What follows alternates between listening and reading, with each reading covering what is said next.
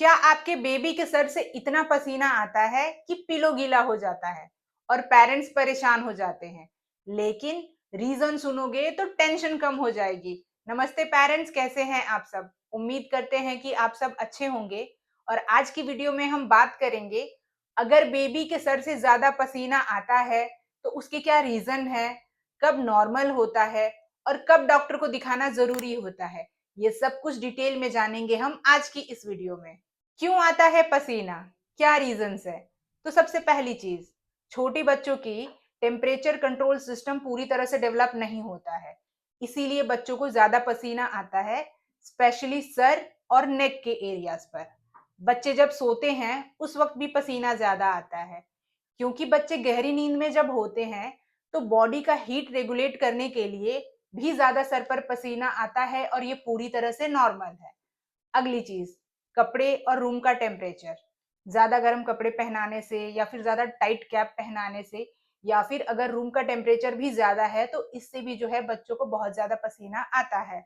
अगला रीजन है breast feeding या फिर बॉटल फीड लेने के बाद भी बच्चों को ज्यादा पसीना आ सकता है, क्योंकि जब बच्चे फीड लेते हैं और कंटिन्यूस माउथ की मूवमेंट होती है तो उससे भी जो है बच्चों को ज्यादा पसीना आता है। डॉक्टर को कब दिखाना है?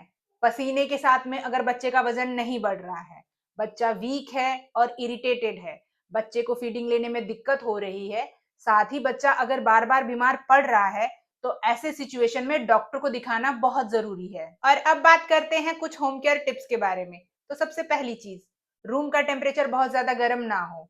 बच्चे को हमेशा लाइट कॉटन के कपड़े ही पहनाएं।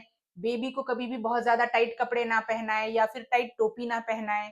सोते वक्त बेबी का सर हमेशा ड्राई रखे और प्रॉपर और रेगुलर ब्रेस्ट फीडिंग बच्चे को कराते रहें और प्रॉपर केयर करते रहें। और अब बात करते हैं होम्योपैथी की। होम्योपैथी के अकॉर्डिंग बेबी का ज्यादा पसीना आना इंडिविजुअल कॉन्स्टिट्यूशन, ग्रोथ स्टेज और वाइटल फोर्स से जुड़ा होता है। और होम्योपैथी में बहुत ही इफेक्टिव मेडिसिन अवेलेबल है, लेकिन जैसा कि मैंने हर वीडियो में कहा है, किसी भी मेडिसिन को लेने से पहले कंसल्टेंट होम्योपैथिक फिजिशियन से कंसल्ट करें, उसके बाद ही मेडिसिन लें। सेल्फ मेडिकेशन ना। ये मेडिसिन है कलकेरिया कार्ब। सिर का पसीना, पिलो गीला हो जाता है, टीदिंग स्लो होती है, बेबी थोड़ा चबी होता है और बेबी को ठंडा और ज्यादा पसीना आता है, तो ऐसे बच्चों को हम कलकेरिया कार्ब नाम की मेडिसिन देंगे। अगली मेडिसिन है सैलिशिया। पसीना मेनली हेड पर होता है, माइलस्टोन्स डिले होते हैं या फिर इम्यूनिटी वीक होती है और ऐसे बच्चों को सर्दी जल्दी लग जाती है, तो ऐसे बच्चों को हम सैलिशिया नाम की मेडिसिन देंगे। अगली मेडिसिन है मर्कसाल। पसीना बहुत ज्यादा स्टिकी और बदबू वाला होता है और नाइट स्वेटिंग प्रोमिनेंट होती है, तो ऐसे केसेस में मर्कसाल नाम की मेडिसिन का यूज करेंगे। अगली मेडिसिन है ट्यूबरकुलिनम। ज्यादा पसीना के साथ में रेस्टलेसनेस और रिपीटेड इन्फेक्शन की हिस्ट्री है, तो ऐसे केस में हम ट्यूबरकुलिनम नाम की मेडिसिन का यूज करेंगे। होम्योपैथी का गोल सिर्फ पसीना कम करना नहीं है, बल्कि बेबी के ओवरऑल ग्रोथ और इम्यूनिटी को बैलेंस करना है। तो दोस्तों, सिर्फ सर से पसीना आना ज्यादातर केसेस में नॉर्मल होता है, लेकिन अगर दूसरे सिम्टम्स भी हैं तो ऐसे केसेस में डॉक्टर से कंसल्टेशन जरूरी होती है। तो अगर आप पेरेंट्स हैं और बेबी केयर टिप्स जानना चाहते हैं तो चैनल को लाइक, शेयर और सब्सक्राइब करना बिल्कुल ना भूलें।